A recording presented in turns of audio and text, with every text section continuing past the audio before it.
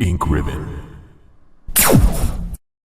To kick off Tomb Raider month this year, I thought it would be fun to do a good old-fashioned top 10 list of some of the best levels in the Tomb Raider franchise. Now, first and foremost, this is my personal list of favorite levels, so don't attack me in the comments, but I do encourage you to comment your own favorite levels and what you love about them.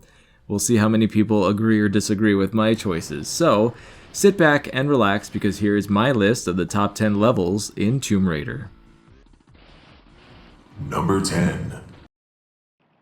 Maria Doria.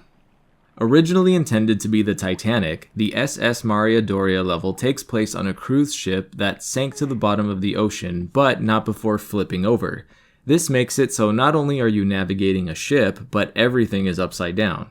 So the ceiling is the floor is the ceiling, and the ship is falling apart all around Lara, forcing her to traverse carefully around obstacles and broken glass. Sprinkle in some jumping segments and some henchmen, and you've got one of the most interesting levels in Tomb Raider 2. Number 9. Realm of the Dead. Speaking of Titanic, Realm of the Dead also features a sinking ship, but this time utilizing the raw power of modern consoles. At least at the time. After forcing her way onto an enemy tanker, Lara fights her way in, eventually making it to her arch-nemesis Natla, only to have the whole ship start sinking in real time. Complete with the ship itself beginning to turn and roll while Lara is still inside. Objects come flying out of shelves, metal panels fall off the walls, and Lara must race to get to the top of the ship before Amanda takes off with the artifact she came for. It's thrilling, it's exhilarating, and it's just awesome.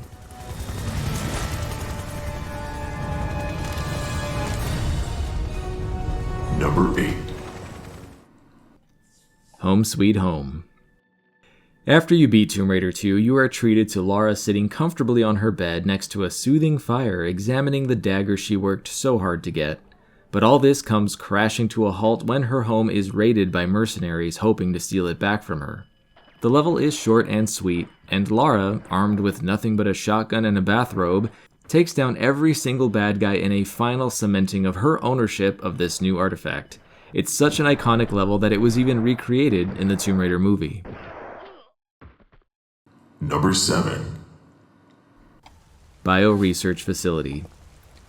I've always had a fondness for plants and foliage, especially in video games, so out of all the levels in Angel of Darkness, this one was always special to me, being lush and beautiful while also retaining elements of a laboratory and experiments going on.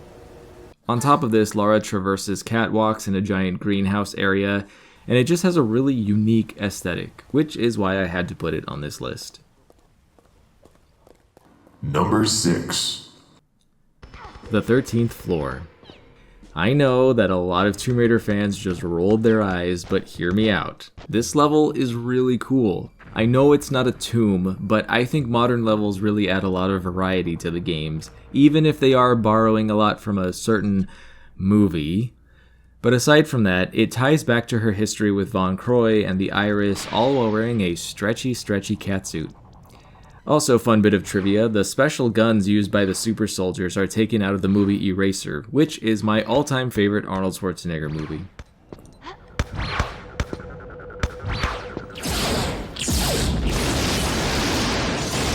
Number 5. Desert Railroad. Now on the surface, this level isn't anything special. In fact, it's one of the shortest and most straightforward levels in the entire franchise, with Lara simply getting to the back of the train, heading to the front of the train, and decoupling the cars. That's pretty much it. But the reason this level stands out is for the presentation and uniqueness of it all. The whole level takes place on a moving train and is very unforgiving if Lara falls off of it.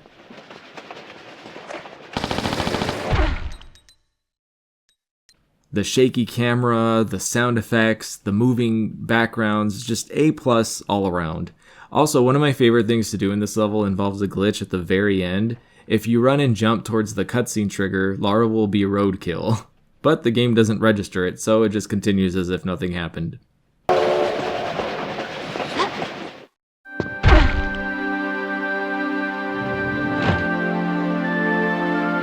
Number 4. Tokyo. Once again, I know, modern levels, but Tokyo is just so cool in Tomb Raider Legend. Lara starts off this level in style, wearing her hair down and donning heels and a dress, while enjoying a party. Then once the tables turn, she exchanges insults with the Yakuza leader before ripping her dress, kicking off her heels, and putting her hair up to remind everyone what Lara Croft is capable of. It all gives a very James Bond feel, and it really scratches that GoldenEye itch for players, myself included. Then of course you have the excitement of navigating Tokyo rooftops, crashing a motorcycle which hopefully didn't land on anyone down below, and taking on hordes of enemies, eventually leading to the killing of Takamoto and escaping via helicopter. It's everything I've ever wanted in a Tomb Raider level. Number 3. Great Wall of China. Back in the days of demo discs, this was my introduction to Tomb Raider and I was instantly obsessed.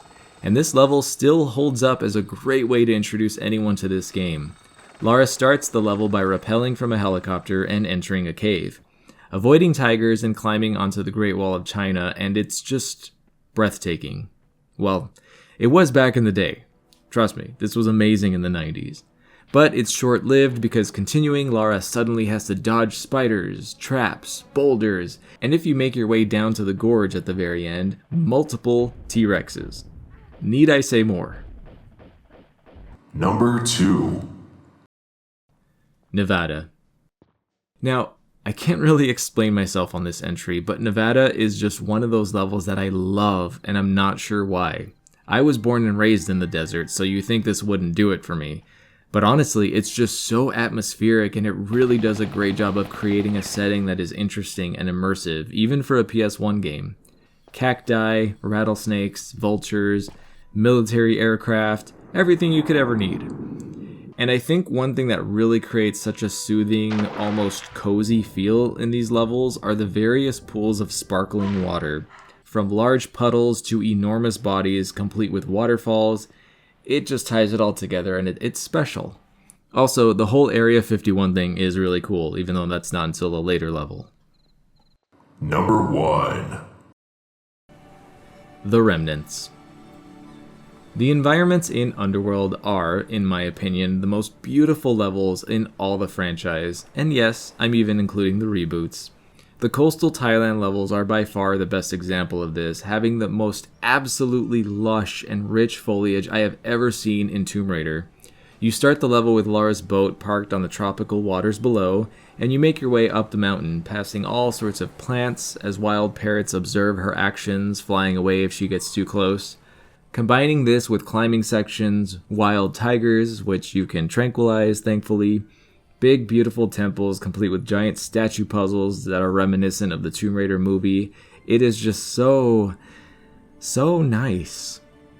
But really, those plants though, when you see the PS2 version compared to it, you see how much of a difference they make. And there you have it, these are the Tomb Raider levels that I love.